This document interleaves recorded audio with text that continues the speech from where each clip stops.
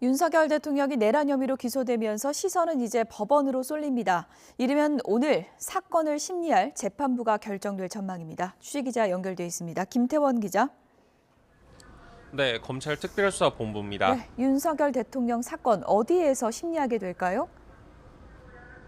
네, 서울중앙지법은 오늘 내란 우두머리 혐의로 기소된 윤석열 대통령 사건의 재판부를 배당할 전망입니다.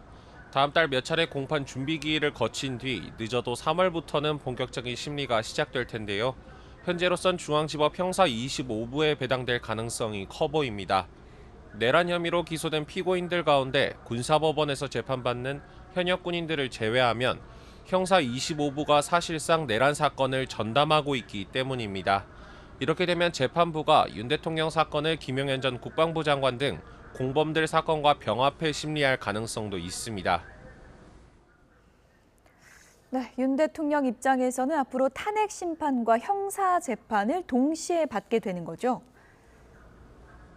네, 최장 6달인 구속기간과 현직 대통령 재판이라는 중대성을 고려하면 재판부가 집중 심리를 진행할 가능성도 있습니다.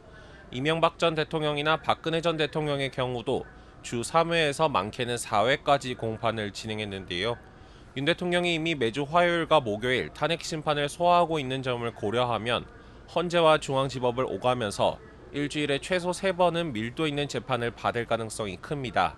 이에 대해 윤 대통령 측은 방어권 행사를 위해서라도 불구속 상태에서 재판받을 필요가 크다면서 법원에 보석 허가를 청구한다는 방침인데요.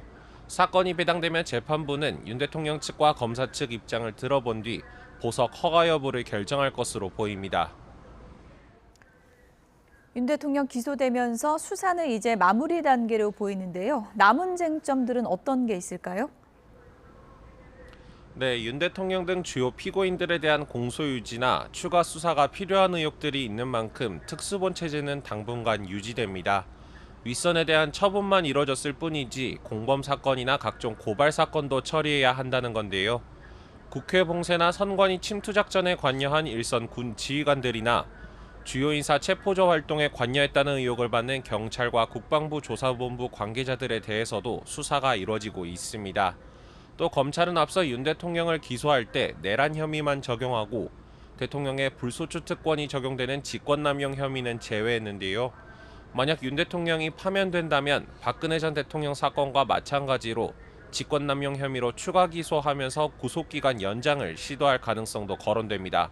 지금까지 검찰 특별수사본부에서 YTN 김태원입니다.